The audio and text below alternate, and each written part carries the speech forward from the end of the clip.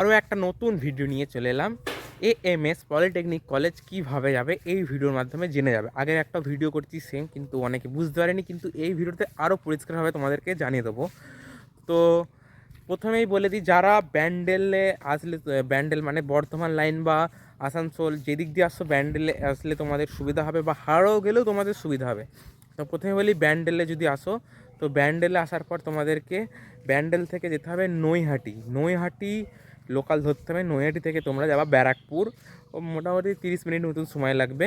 তারপরে ব্যারাকপুর থেকে তোমাদের অটো ধরতে হবে। অটোওয়ালা 40 টাকা নেবে, তোমাদের নীলগঞ্জ যেখানে কলেজের মোড় সেখানে নামিয়ে দেবে। ওখান থেকে কলেজ যেতে 10-15 মিনিট সময় লাগবে।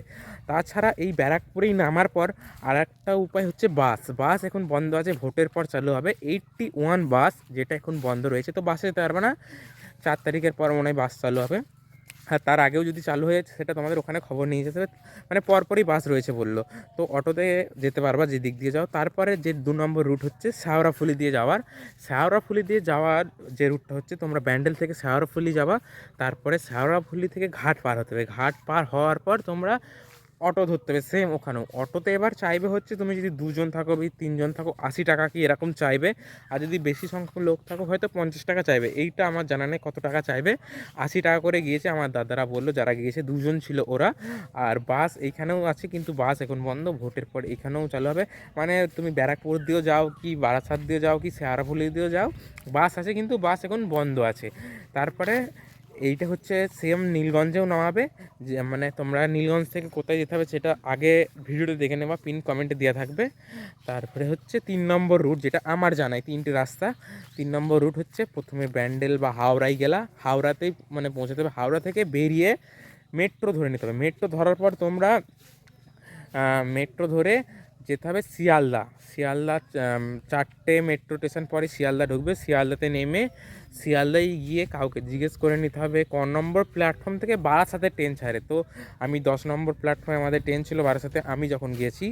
তো 10 নম্বর প্ল্যাটফর্ম থেকে বারাসাত যেতে হবে ট্রেনে করে। তো ট্রেনে টাইম লাগবে 30 থেকে 40 মিনিট টাইম লেগে যাবে ট্রেনে। তারপরে ট্রেনে থেকে নেমে বারাসাত স্টেশনে নামার পর তোমাদের যেতে হবে 1 নম্বর প্ল্যাটফর্মে। 1 নম্বর প্ল্যাটফর্ম থেকে বেরিয়েই টোটো স্ট্যান্ড আছে। টোটো স্ট্যান্ডে তোমরা বলবা এএমএস পলিটেকনিক কলেজ নীলগঞ্জ যাব। তো কত ভাড়া, যদি তোমরা বেশি সংখ্যক স্টুডেন্ট থাকো 6 জন কি 5 জন, তাহলে হয়তো 40 টাকা করে যেতে পারে।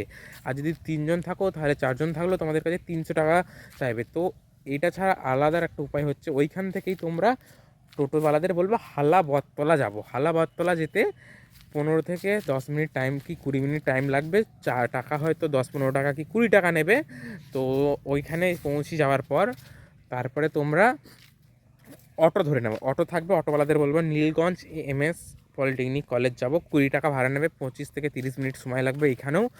তো ওখানে তোমাদের নীলগঞ্জে মোড়ে নামিয়ে দেবে, যেখান থেকে কলেজ যেতে 15 মিনিট সময় লাগবে। তো তোমরা এবার যেটা তোমাদের মনে হয় সুবিধা, যে রাস্তাটা, সেই রাস্তা দিয়ে যাও। আর ফেরার সময় তোমরা সেমভাবে ফিরতে পারো, মোবাইলে দেখে নেবা কখন কোন ট্রেন রয়েছে। তাছাড়া আর এই সমস্ত রুটগুলোয় বাস চালু হবে ভোটের পর। 81 নম্বর বাস, যারা ভোটের পর এক্সাম আছে তারা বাসে করেও যেতে পারো।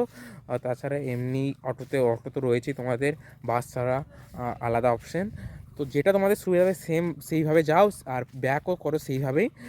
তো এইটাই হচ্ছে আমার আরেকবার ভিডিও করে জানানোর পুরো ডিটেলসে তোমাদেরকে জানিয়ে দিলাম কতক্ষণ কি টাইম লাগবে। যে রুট দিয়ে যাও একটু টাইম নিয়ে যাওয়াই ভালো, কারণ রাস্তায় জাম হতে পারে, তো এই জন্য টাইম হাতে নিয়ে চলো। আর ভিডিওটি ভালো লাগলে একটা লাইক করো। এই ধরনের ভিডিও পাওয়ার জন্য চ্যানেলটা সাবস্ক্রাইব করে নোটিফিকেশান অন করে রাখো। আর যাদের দুর্গাপুরে এক্সাম রয়েছে তাদের জন্য আরেকটা ভিডিও আসছে। তো চলো, দেখা হচ্ছে আরেকটা ভিডিও।